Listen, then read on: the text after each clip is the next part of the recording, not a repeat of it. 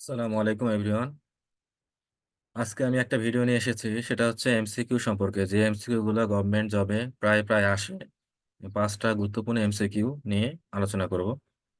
এখানে প্রথমে যে এমসিকিউটা রয়েছে, যে কিছু সংখ্যা দেওয়া আছে, এখানে আটটা সংখ্যা দেওয়া আছে, বলছে এর যে মধ্যক কত, এবং এখানে অপশন দেওয়া আছে, কোন অপশনটা হবে আমরা এখন একটু দেখি। তো এখানে 1 নম্বর সলিউশনটা আমি এখানে ডান সাইডে করে দিয়েছি। মোট সংখ্যা এখানে আছে কয়টা? আটটা। তাহলে মধ্যকের ফর্মুলাটা হচ্ছে, আমাদেরকে এটা মনে রাখতে হবে যে n/2 ও n/2 + 1, এই যে দুইটা পদ বের হবে এর সমষ্টি এবং /2 ভাগ করলে আমরা নির্ণয় অ্যান্সারটা পেয়ে যাব। তো এখানে 1 2 3 4, তাহলে n হচ্ছে কত? 8, 8 থেকে 2 ভাগ করলে কত হবে? 4। তাহলে 4তম সংখ্যাটা হচ্ছে 17। আর এখানে তার সাথে 1 যদি যোগ করি তাহলে কত হবে? 5। তাহলে পঞ্চম সংখ্যাটা 19। 17 এবং 19 এই দুইটা যোগ করে 2 দ্বারা ভাগ করলে যে অ্যান্সারটা আসবে ওটাই আমাদের উদ্দিষ্ট অ্যান্সার। যেমন এখানে আসছে কত? 18। তাহলে খ নম্বরটা হবে অ্যান্সার। ওকে। আচ্ছা, এরপরে আমরা 2 নম্বর ম্যাথটা যদি একটু লক্ষ্য করি, যে বলছে যে বার্ষিক 12% মুনাফায় কত বছরে 200 টাকার মুনাফা 96 টাকা হবে। অর্থাৎ এখানে চারটা অপশন আছে, কোন অপশনটা হবে আমরা একটু আসি দেখি। তো এখানে 2 নম্বরে আগে আমাদেরকে দেখতে হবে যে কি কি ডাটা দেওয়া আছে। 12%, যেটা পার্সেন্টেজ আকারে থাকে সেটা হচ্ছে মুনাফার হার। তাহলে মুনাফার হার কত? 12%। 12 মুনাফা কত বছরে, মানে সময় চাইছে 200 টাকার, এটা কত? এটা কি হবে? আসল।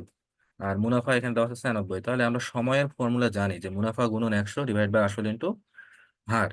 এখন এগুলা যদি আমরা ক্যালকুলেট করি তাহলে অ্যান্সার বের হয় কত? 4 বছর। তাহলে অ্যান্সার হবে 2 এর খ। 2 এর খ নম্বর আমাদের অ্যান্সারটা হবে।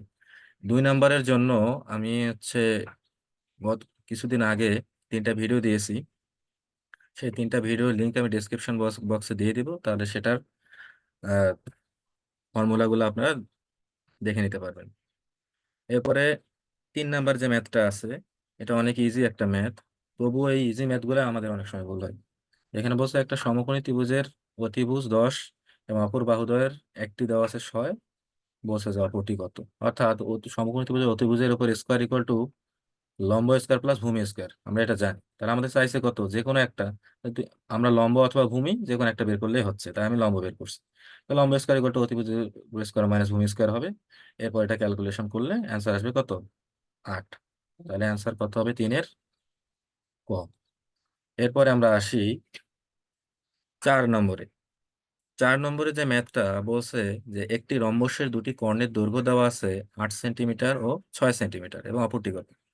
অর্থাৎ রম্বসের কি দেওয়া আছে? কর্ণ দেওয়া আছে। তাহলে আমরা জানি দুইটা কর্ণ যদি দেওয়া থাকে সেক্ষেত্রে রম্বসের ফর্মুলাটা হয় হাফ ইন্টু ওই দুইটা কর্ণের গুণফল। তাহলে কর্ণ দেওয়া আছে একটা 8, একটা দেওয়া আছে 6, তাহলে এটা যদি আমরা ক্যালকুলেশন করি অ্যান্সার আসে কত? 24। তাহলে 4 নম্বরের অ্যান্সার কত হবে? 24। ক্লিয়ার? আচ্ছা, এরপরে 5 নম্বরে আরেকটা ম্যাথ রয়েছে।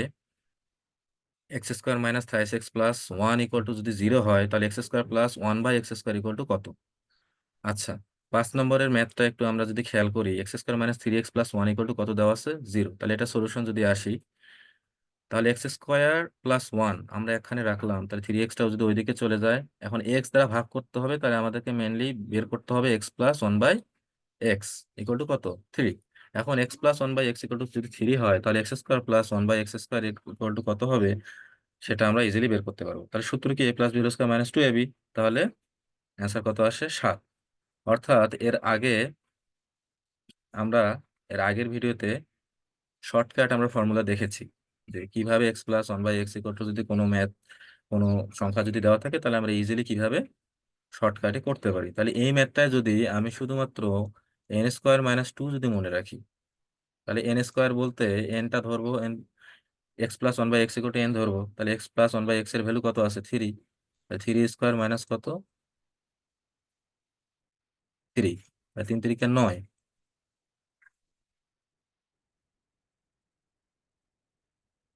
n² মাইনাস হচ্ছে 2। 3 × 3 = 9। 9 থেকে যদি আমরা 2 বাদ দিই তাহলে আসে কত? 7। তাহলে অ্যান্সার হবে কত? 7। সুতরাং এই যে 5 নম্বরের যে ম্যাথটা আছে, এই রিলেটেড কিছু শর্টকাট ইজি ফর্মুলা আমার আগের ভিডিও দেওয়া আছে, তবুও আমি ডেসক্রিপশনে লিঙ্কটা দিয়ে দিব, মানে দিয়ে দিয়েছি। আপনারা ওখান থেকে চাইলে দেখে নিতে পারবেন। তাহলে ভিডিওটা যদি ভালো লেগে থাকে অবশ্যই আপনারা আমার চ্যানেলটাকে সাবস্ক্রাইব করবেন এবং শেয়ার করবেন। ধন্যবাদ।